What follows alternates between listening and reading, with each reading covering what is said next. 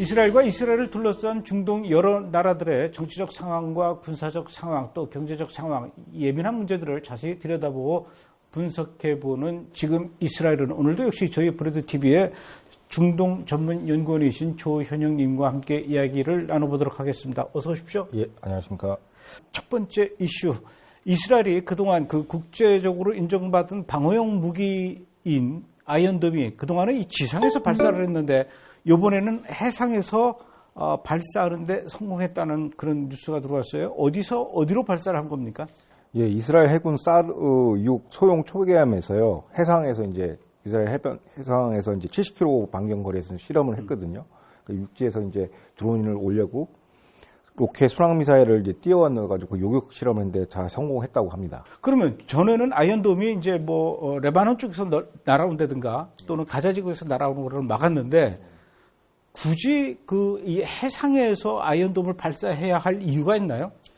이게 왜 그러냐면 이스라엘 그 해변 쭉 나가면 이제 천연가스전과 선박 항로가 있지 않습니까? 지중해. 그거를 이제 석유율이 보호하기 위해서 해상 아이언돔의 필요성이 제기가 됐습니다. 왜냐하면 그동안 그게 이란 대리 세력의 그 공격 타켓이 됐거든요. 그래서 이제 그래서 기존의 다윗의 물매 방공망, 중거리 방공망과 이스라엘 장거리 방어 체제인 에로, 그 다음에 지상, 해상을 해가지고 통합 국가 방공망 시스템을 이제 운영할 계획이라고 합니다. 그러니까 육해공 전부 커버하는 것이죠. 그런 상황에서 이스라엘의 국방장관인 베니 간츠가 국회에서 보이콧을 했다고 그래요. 그러니까 국회에 안 나온다는 얘기 아닙니까? 투표 참여 안 하겠다라는 거죠. 왜 그런 거예요? 베니 간츠가 이제 속해 있는 정당이 청백당인데 14석 가진 정당인데 꽤 좀 지분이 있는 정당이죠. 그 무지개 연정 내에서. 근데 이제 아무래도 보수 안보를 강조하는 정당이다 보니까 군인연금 문제, 군 장병 교육 혜택 문제, 그다음에 미래 전투력 증강에 관한 이제 법안을 이제 통과를 시켜야 되는데 합의를 안 해주는 거예요. 연정 내각에서. 그것 때문에 이제 약간 기분이 상한 거죠. 그래서 이제 앞으로 연정 투표에 참여 안 하겠다. 그게 이제 보이콧의 내용입니다. 연정 투표에 참여를 안 한다 그러면은 어떻게 되는 겁니까? 연정이 스톱이 되는 건가요? 스톱이 되는 거는 아니지만 이제 연정이 이제 추구하는 정책 목표들이 있지 않습니까? 근데 대표적으로 이제 민생 법안들, 그 다음에 대법관 임기에 관한 법률 이런 법안에 참여를 안 하면은 그러면 군대 문제 때문에 다른 것까지도 다 스톱이 되는 거예요? 그 스톱이 되면 사실상 내각 해체 사유가 되죠. 아하, 이런. 그러면 진짜 또 해체될 수도 있는 거예요? 지금 그래서 이제 베네트하고 라피드가 이제 설득하려고 서로 이제 면담을 했는데 합의점은 못 찾았다고 합니다. 아직까지는. 그러니까 이스라엘 언론에서는 약간 정치 뉴스 약간 짓궂게 표현하는데 베니 간츠가 이제 일단 투정부리였다, 땡깡부리 났다 이렇게 보고 베네트는 이제 절대 합의 안 해줄 거다. 오갈 데 없기 때문에 이런 식으로 이제 얘기를 하는 것 같습니다. 의원 내각제 연정, 이게 참 쉽지 않은 것 같아요. 근데 이게 그럼 연정 내에서의 그 갈등이 누구냐면 이제 미카엘리 노동부 장관, 메르츠 정당이 이제 최저임금 인상안을 지금 주장하고 있고요. 그리고 이들이 이제 간츠 장관의 그 군인연금법을 반대하고 있습니다. 그 안에서 사실상 둘이 싸우는 거예요. 청백당하고 노동당하고 이제 싸우는 건데 서로 말폭탄이 오고 가죠. 그러니까 베니 간츠 쪽 청백당은 우리 어젠다를 투표 안 해주면은 그 연정 의무 위반이다. 연정하기 전에 거고 소위 얘기해서 이제 미카엘리 노동부 장관은 이건 유치한 투쟁에 불과하다. 그러면서 서로 그냥 넘어올 수 없는 강을 건넜다고 현지 언론은 보도하고 있습니다. 두 개의 정당이 한 팀이 된다라는 거 이게 쉬운 거 아닌 것 같은데 일단은 연합하는 것처럼 보이기는 하지만은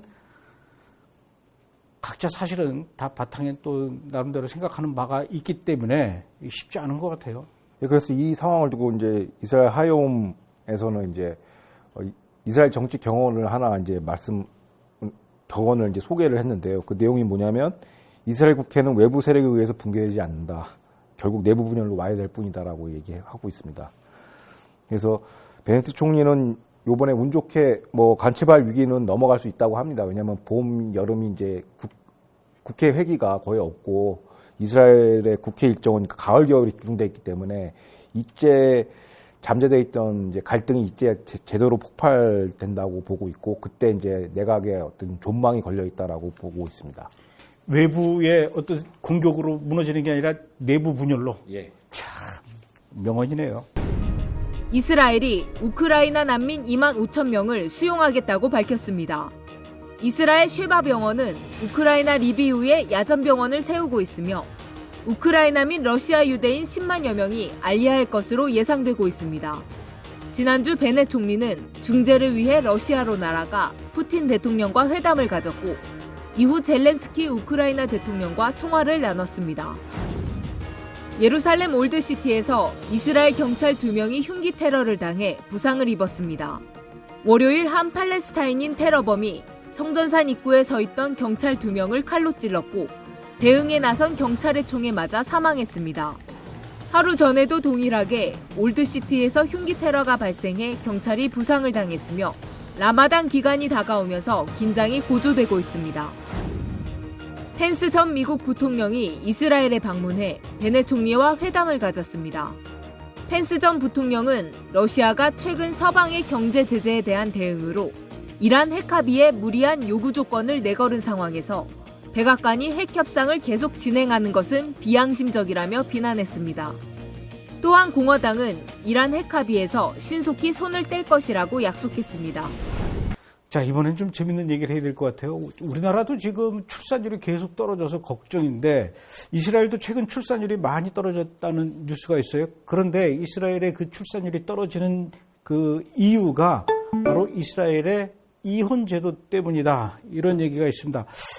이스라엘의 이혼 제도가 어떻길래 출산율이 떨어진다는 겁니까? 그러니까 이혼 제도가 약간 독특하긴 한데 이게 출산율이랑 이게 최신 트렌드를 아직 분석 자료는 아직 나오지 않는데 그냥 유추만 할 뿐이죠. 이제 왜냐하면 이스라엘에서는 이혼을 하려면은 남편한테 이혼 승인서를 받아야 돼요. 또 게트라고 그들 표현으로 그걸 받아야 이제 합법적인 이제 이혼이 성립이 되는데 이게 좀 요번에 저도 처음 알게 됐습니다. 그러면은 만약에 부부 관계에서 남편이 어떤 잘못을 저질렀어요. 이혼 사유를 규칙 사유가 있어요.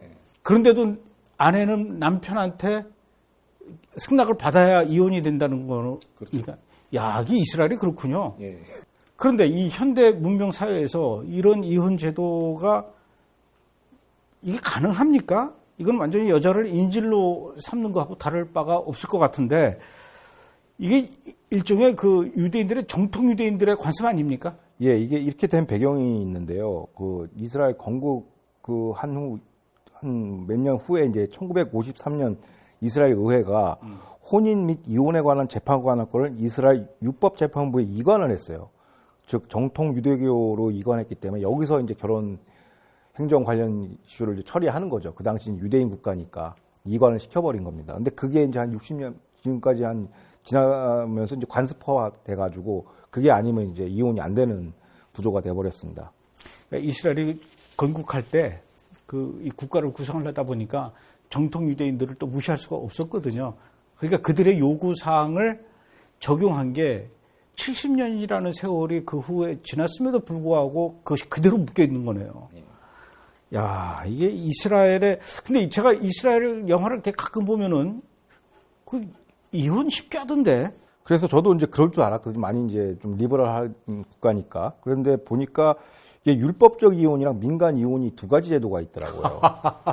결혼은 율법적으로 했어도 이혼은 민간 제도로 이혼을 할 수는 있어요. 할 수는 있는데 그게 왜 문제가 되냐면 민간 이혼을 선택할 수는 있으나 율법적 이혼이 아닌 그러니까 남편 승낙 없이 이혼을 했을 경우에는 각종 사회적 혜택 및 자녀 양육권 접근을 제한을 받고 있어요. 그래서 이제 이게 새로 이제 뜨거운 감자가 된 거죠. 문제가 된 거죠. 이혼은 마음대로 해라 이건데 율법에 그 승낙이 없으면 국가 이제 복지 혜택을 못 받는 거죠. 그래서 아무래도 외부모나 싱글 페어맘 같은 경우는 이제 고생할 수밖에 없으니까 여성단체에서 이건 문제 제기하고 있는 것 같습니다. 그러니까 왜 이스라엘 국민들은 그 진보단체들은 이런 그 이상한 이혼 제도를 고칠 생각을 안 했을까요? 베네트 정부에서는 충분히 고칠 만도 한데. 근데 이게 아까 감독님도 말씀하셨듯이 이제 유대 정통교가 사회 깊숙이 들어가지고 제도랑 이제 결합이 된 상태이기 때문에 이거를 갖다 뜯어내는 게 보통 작업이 아니더라고요. 만약에 이혼 제도 문제를 끄집어내면 정통 유대인들이 또 들고 일어날까봐. 그렇죠.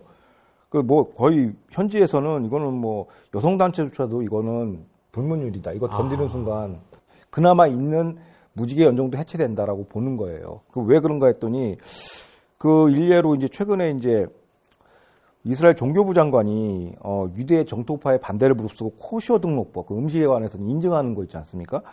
그거를 약간 민간 개정 이관하자고 하는 것도 가지고 지금 엄청나게 지금 전투를 벌이고 있거든요. 의회에서. 요거 하나도 처리하기 힘든데 이혼 문제 다루면 이제 깨진다는 거죠. 정통파한테 해체 수순으로 간다고 해서 이 공론화가 쉽지 않다고 그래요. 그런 이혼 제도 때문에 출산율이 떨어지는 건 왜 그러는 거예요? 자녀를 이제 안 낳는 거죠. 이혼 제도의 불합리성 때문에 꼭 이혼 때문에 그렇다기보다는 그 이혼하고 나서 정부 혜택을 못 받거든요. 왜냐하면 이게 그 코시어 인증제처럼 합법적 이혼 인증제가 있어야 정부로부터 이제 각종 혜택을 받는데 못 받으니까 애를 안 낳는 하나의 동인 변수가 될 수 있다라는 추론입니다. 그래서 출산율이 얼마나 떨어졌다는 거예요? 이게 최근 통계라서요. 이게 뭐 오래전부터 진행된 건 아니고요. 최근 2020년 19년에서 이제 남자가 이제 9만 1,000명 정도고 여자가 8만 6천 명이 이제 태어났는데 전년도 19년도 대비 2.6%가 하락한 거고요. 그 2019년도에는 전년 대비 1.3%가 하락했습니다. 그러니까 이런 식으로 이제 3년 연속 이렇게 하락 추세가 이제 최근에 발견된 거예요. 그래서 이제 이게 여러 가지 이제 사회과학자들이 이제 분석에 나서고 있는데, 예, 이거는 근데 하연 보도에 따르면 코로나하고는 무관한 걸로, 왜냐하면 코로나 이전에 가임을 했기 때문에 그 흐름하고는 상관없는 걸로 나오고 있습니다.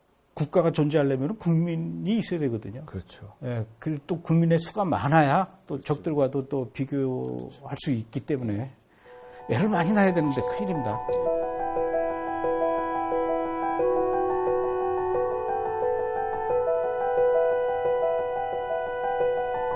자, 다음 이야기를 좀 해봐야 될 것 같아요. 전 세계적으로 이 코로나 바이러스가 창궐하기 시작한 게 2019년 12월부터 이제 중국에서부터 시작이 됐어요. 그 이후로 전 세계로 쫙 퍼져나가기 시작했는데 문제는 2021년 그 후죠. 2021년 5월에 이스라엘의 총리가 베냐민 네타냐후에서 베네트로 바뀌면서 베냐민 네타냐후 정부 시절에 이 코로나 팬데믹을 대처하는 방역 대책하고 베네트 총리로 바뀌면서 이 방역 대책 이것이 이스라엘 국민들한테 아마 이 비교 대상이 됐던 것 같아요. 아주 흥미로운 결과가 나왔습니다. 그 베냐민 네타냐후가 베네트보다도 훨씬 더 방역 대책을 잘했다. 이런 얘기가 나왔어요. 예. 이게 이제 최근에 하이파 대학 바리 교수팀이 이제 8대 도시 거주자 대상으로 벌인 여론조사인데요. 61%의 시민들은 8대 도시의 61%의 시민들은 평균적으로 네타냐후 전 총리가 팬데믹 그 시절인 1차에서 3차 유행 시절 성공적으로 방어했다라고 밝히고 있고, 반면 현 베네트 라피드 내각의 4차 유행이죠. 시기적으로 대응에 대해서는 응답자 31%만이 긍정적으로 대응했다. 즉 61대 31로 지지도가 이제 완전 역전이 됐죠. 그 8대 도시 중에 가장 네타냐후 지지율이 높은 방역 대책을 잘했다고 평가한 도시가 브나이 브라크인데요. 82%가 네타냐후 내각이 대응을 잘했다. 14%만이 베네트 내각이 잘했다고 보고, 오히려 텔아비브 좌파의 도시에서는 43%가 네타냐후가 잘했다. 그리고 반대로 거꾸로 51%가 이제 현 내각이 잘했다고 평가하고 있는데요. 이런 거는 이제 그 도시의 정치 성향하고도 영향을 미친 걸로 밝혀졌습니다.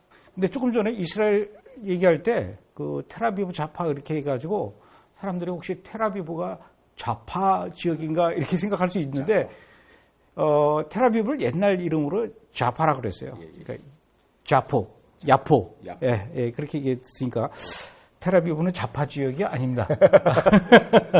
근데 베냐민 네타냐후 정부하고 베네트 정부하고 그 방역 대책에 차이점이 있었나 보죠? 내용적으로 보면 방역 대책의 차이점은 없어요. 없는 게 문제인데, 그러면 왜 네타냐후 총리가 긍정적인 평가를 받느냐? 1, 3차 유행 당시에는 코로나가 신종 바이러스지 않습니까? 그러니까 아무도 이 바이러스의 그 규모와 피해 잘 몰랐죠. 몰랐으니까 이른바 전쟁용어로 파거부어라고 이제 안개전국 상태니까 할 수 있는 조치는 다 취한 거죠. 뭐 강압적으로 뭐 백신 드라이브도 하고 뭐 국가 봉쇄도 하고 예. 그래서 위기 상황이니까 위기 대응력에 높은 평가를 했고 국민들도 어느 정도 그거에 대해서 존중하는 정서가 있었어요. 위급 상태라고 보고.